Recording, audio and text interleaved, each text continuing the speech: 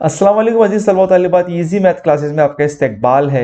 Mission Mahatet DAIT के तहत हम easy math classes YouTube channel पर लेक्चर्स ले रहे हैं। तो आज के इस वीडियो में हम देखने वाले हैं जो टेट एग्ज़ाम में सबसे इम्पोर्टेंट टॉपिक है, ज़हनी आजमाइश जिसे हम कहते हैं, जिसे मेंटल एबिलिटी टेस्ट भी कहते हैं, जो कि आपने स्कॉलरशिप वगैरह के एग्ज़ाम में देखा होगा। इस तरीके के सवाल पूछे जाते हैं। तो आज का हमारा ये जो वीडियो है, ये हम ज़हनी आजमाइश के जहाँ पर भी जब भी हम उसके क्वेश्चंस लेंगे तो उसे MET नाम देंगे, मेंटल एबिलिटी टेस्ट। ठीक है, तो उसी सिलसिले की कड़ी में ये पहला वीडियो है। तो चलिए बिना किसी देरी के शुरू करते हैं। साथ ही साथ व्हाट्सएप ग्रुप की लिंक भी डिस्क्रिप्शन में है। मे भी ऐसे पॉसिबल है कि शायद पिछले वीडियो में मैंने कहा होगा कि उनकी ग्रुप की लिंक है वो डिस्क्रिप्शन में है, तो मैंने उसे अपडेट कर दिया है। अभी लेटेस्ट ग्रुप जो रहेगा आप उसमें ज्वाइन हो सकते हैं। ठीक है, तो पहला सवाल हम आज की इस वीडियो में देखने वाले हैं कि each question has a main statement followed by 4 statement label ABCDE। यानी यहाँ पर एक स्टेटमेंट और उसके बाद में 4 स्टेटमेंट दिए गए हैं। Choose the order of pair of statement where the first statement implies the second and the two statements are logically consistent with the main statement। मतलब यहाँ पर उर्दू में इसका मतलब ये रहेगा कि हमें सही जो पेयर की जोड़ी मतलब चूज करना है, जिससे जो मेन स्टेटमेंट दिया गया है उसी का मतलब जाहिर हो जाए। तो अब मेन स्टेटमेंट क्या है और ऑप्शन क्या दिए गए हैं हम वो देख लेते हैं। स्टेटमेंट हमको यहाँ पर दी गई है, ही इज आइदर स्मार्ट और फूल। अब इससे मुंसलिक ऑप्शन हमको यहां पर दिए गए हैं कि भाई ही इज स्मार्ट, ए में दिया गया है, he is not smart, he is fool, he is not fool. वो या तो होशियार है या बेवकूफ है। वो होशियार है, वो होशियार नहीं है। वो बेवकूफ है, वो बेवकूफ नहीं है। अब हमको जोड़ी में बताना है कि कौन सी जोड़ी किससे मुंसलिक रहेंगी। तो ए और सी, पहली स्टेटमेंट हमको यहां पर दी गई है ए और सी, यानी कि ही इज स्मार्ट और ही इज फूल। मतलब दो अलग अलग स्टेटमेंट है यहां पर, तो ये तो पॉसिबल नहीं लग रहा है मुझे। एक ऑप्शन है डी, देख लेते हैं। डी में दिया गया है ए बी, यानी he is smart, he is not smart. तो ये भी दो स्टेटमेंट अलग अलग है। सी देख लेते हैं। सी में हमको दिया गया है सी बी, यानी he is fool, he is not smart, यानी ये दोनों भी एक जैसे मतलब है। और बी एक ऑप्शन हमको दिया गया है जिसमें दिया गया है he is not a fool, he is smart, यानी वो फूल नहीं है, वो स्मार्ट है। तो यहां पर इसका जो सही जवाब रहेगा वो रहेगा ऑप्शन नंबर बी, यानी DA, he is either smart और फूल। तो इसी का मुंसलिक जो स्टेटमेंट है तो वो है he is not a fool, he is smart. तो यहां पर इसका राइट आंसर जो रहेगा वो ऑप्शन नंबर बी रहेगा। ठीक है, दूसरी डायग्राम यहां पर हमें दिख रही है। Complete the series by choosing right figure from the given choices. मतलब यहां पर डायग्राम में अगली फिगर कौन सी आएंगी हमें बताना है। आपके आंखों के सामने ये स्क्रीन है, ये है तस्वीर, फिर ये ऐसा है, फिर ये इस तरह से, और फिर उसके बाद में क्या आएगा। तो अब अगर हम गौर करेंगे तो यहां पर देखिए मुसल्लस है, और मुसल्लस के जो रास है एक, वहां पर एक बॉक्स है जो कि ब्लैक कलर का है। फिर इस दूसरे रास पे वो जो बॉक्स आया है वो ये व्हाइट बन गया है। फिर इस तीसरे रास पर जब गया है तो ब्लैक बन गया है। मतलब अब ये ऊपर जाएगा तो यहां पर वो दोबारा से व्हाइट हो जाएगा। तो यहां पर जो जो दो ऑप्शन हमको यहां पर दिए गए हैं, यानी कि ये और ये, तो गलत रहेगा। अब इसके बाद में व्हाइट वाला यहां पर भी है और यहां पर भी है। ठीक है, मगर हम गौर करेंगे तो यहां पर जो ऊपर जो मुरब्बा दिया गया है, या जिसे मुय्यन भी हम कह सकेंगे, या मुय्यन है या मुरब्बा है, तो रास उसके जिले के बीच में है। फिर यहाँ पर उसके कोने में है, फिर यहाँ पर भी कोने में है, फिर अब दोबारा से जब ऊपर जाएगा तो वो यहाँ पर बीच में तो हो गया है मगर यहाँ कोने में रहेगा, यानी उस जो मुय्यन या मुरब्बा है उसका रास और मुसल्लस का रास जुड़ा हुआ रहेगा। तो यहाँ पर इन दोनों ऑप्शनों में से जो ऑप्शन नंबर सी है, यानी देख लीजिए यहाँ पर इन दोनों के रास जुड़े हुए हैं, तो यहाँ पर ये ऑप्शन नंबर सी इसका राइट आंसर रहेगा। आप फिगर को डिटेल में देखकर भी इसका जवाब और अच्छी तरीके से समझ सकते हैं। अगला सवाल है कि लड़कियां, एक क्लास की लड़कियां हैं जो कि एक लाइन में खड़ी हुई है। Class of a girl stand in a single line, एक ही लाइन में लड़कियां खड़ी हुई है।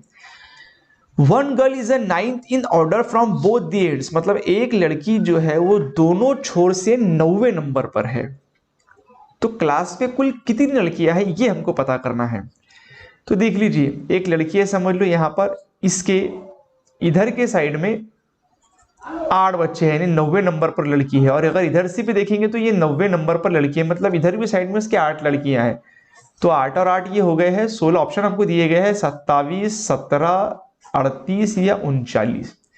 तो अगर इधर से देखें तो 8 बच्चे हैं, फिर 90वें नंबर पर ये लड़की है। और अगर इधर से भी देखें तो 8 बच्चे हैं, तो ये 8 और 8 हो गए 16 और ये बीच की एक 17। तो यहाँ पर इसका जो राइट आंसर रहेगा वो है ऑप्शन नंबर बी 17। ठीक है, अब यहां पर देख लीजिए सवालिया फिगर में कौन सी जवाबी फिगर छुपा है। अब यहां पर एक हमको डायग्राम दी गई है, अगर ये डायग्राम आप देख रहे हैं, और इसका जो जवाबी फिगर है इसमें से कौन सा रहेगा। तो अगर हम इस डायग्राम को देखें तो अगर इसको हम इस तरीके से कर दे तो यहाँ पर हमको कुछ इस तरीके की डायग्राम देखने को मिलेंगी। अगर इस मुसल्लस को हम अगर इसको अच्छे से बना ले तो इस तरह से एक डायग्राम है। तो अगर मुसल्लस बन जाएगा तो कुछ इस तरीके से आ जाएगा। फिर वहां पर बीच में डायग्राम कुछ इस तरीके से है, यानी ये जो लाइन है, तो ठीक है। और फिर अगर हम इन दोनों, अब इसके बाजू में भी एक लाइनिंग हमको दी गई है, यानी यहाँ पर, तो ये यहाँ पर भी एक लाइन ऐसी जुड़ सकती है और यहाँ पर भी एक लाइन जुड़ सकती है। साथ ही साथ ये कोने भी इसके आ जाएंगे। तो कुछ इस टाइप की, जो जिसमें बीच में भी मुसल्लस है और वो इस टाइप का मुसल्लस, तो ऐसी डायग्राम मुझे सिर्फ यहाँ पर ये दिख रही है, ये वाली। ये भी है मगर इसमें बीच में डार्क है और यहाँ पर डार्क नहीं है। तो इसका मतलब ऑप्शन नंबर बी इसका यहाँ पर राइट आंसर रहेगा। जी हाँ, ऑप्शन नंबर बी इसका यहाँ पर राइट आंसर रहेगा। ठीक है, चलिए बढ़ते हैं अगले सवाल की ओर। In a certain code language if the word pancreas is coded as SACSAERCNAP, then how is the word stadium coded in that language। यानी एक पर्टिकुलर लैंग्वेज में पैनक्रियाज जो है उसको इस तरीके से लिखा गया है, तो स्टेडियम को किस तरह से लिखेंगे। तो चलिए देख लेते हैं इसका जवाब किस तरह से। अब हम गौर अगर करेंगे तो यहाँ पर पैनक्रियाज लिखा हुआ है और उसको हम इस तरीके से लिख रहे हैं। तो अगर हम गौर करेंगे तो ये पैनक्रिया ही है लिखा हुआ असल में, मगर ये इधर के साइड से है, मतलब पैनक्रियाज को ही उल्टा लिखा हुआ है। तो अगर हम स्टेडियम, यहाँ पर लिखा हुआ है स्टेडियम, तो अगर इसको उल्टा अगर करके लिखेंगे तो MUIDATS,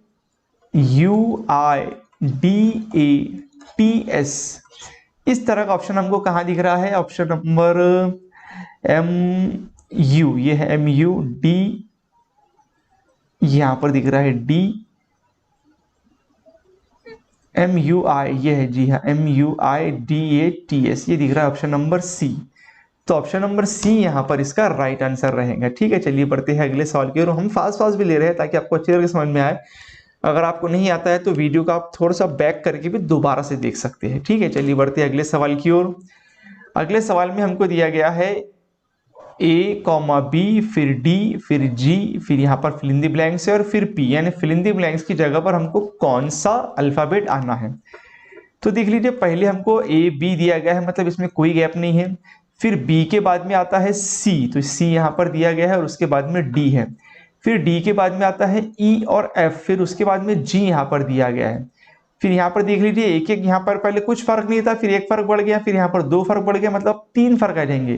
तो यानी जी के बाद में आता है एच, आई और जे, तो यहाँ पर आ जाएगा अगला वर्ड के खाली जगह में, फिर एल एम एन ओ और फिर अगला वर्ड पी, तो यहाँ पर के यहाँ पर राइट आएगा इसका। तो ऑप्शन नंबर ए में हमको दिख रहा है कि के यहाँ पर इसका राइट आंसर रहेगा। ठीक है, चलिए जी हाँ, राइट आंसर यहाँ पर हमारे पास में जो दिया गया है वो है ऑप्शन ए यानी कि के। अगला सवाल है कि a piece of paper is shown below, यहाँ पर एक कागज का टुकड़ा है और हमें बताना है कि अगर उसको फोल्ड कर देंगे तो वो किस तरीके से हो जाएगा। तो यहाँ पर ये डायग्राम है और उसको फोल्ड करेंगे तो किस तरीके से हो जाएंगे। तो अगर यहाँ पर इसको हम ये फोल्ड करेंगे तो ये एक, दो और तीन लाइनें हैं, फोल्ड भी होंगे तो तीन लाइनें रहेंगी। तो इन चार, देखिए यहाँ पर हमको चार लाइन दिख रही है, यहाँ पर ज्यादा है, यहाँ पर भी ज्यादा है, यहाँ पर सिर्फ ये देखिए तीन लाइन है, एक, दो और तीन, मतलब इसको जब फोल्ड करेंगे तो ए शक्ल बन जाएंगी। जी हाँ, ऑप्शन नंबर ए यहाँ पर इसका राइट आंसर है।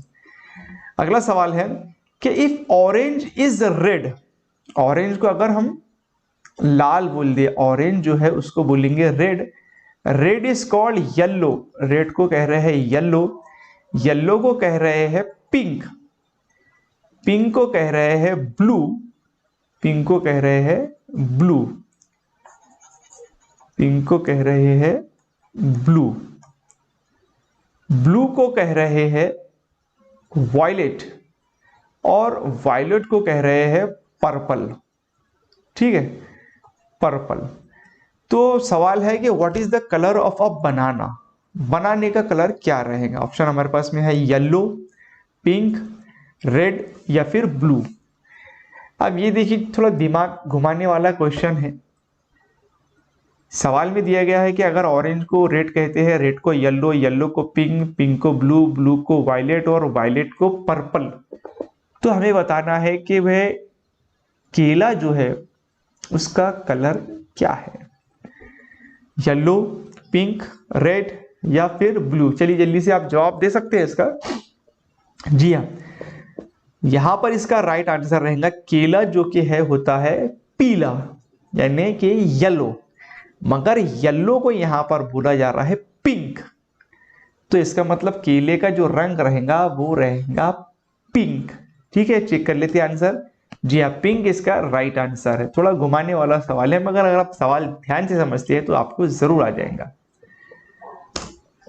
अगले सवाल में हमको दिया गया है कि find the odd out from the given alternative, यानी इसमें से हमको ऑड निकालना है। हमें ऑप्शन में दिए गए हैं ए, आर, ई और आई, तो इसमें से जो अलग है वो क्या है। तो अलग देखने के लिए हमें मतलब देखना पड़ेगा कि इसमें खास बात क्या दी गई है।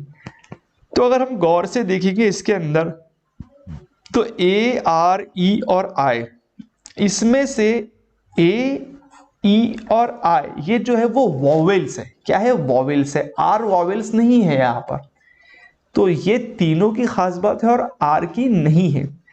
इसका मतलब यहां पर आर इसका राइट आंसर है, जो कि ऑप्शन नंबर बी में हमको यहां पर दिया गया है। ठीक है, अगले सवाल में हमको दिया गया है arrange the following words according to the English dictionary. English dictionary के हिसाब से हमने इसको ऐड करना है। देखिए सभी में एच है और यहाँ पर आपको ऑप्शन दिख रहे हैं साइड में।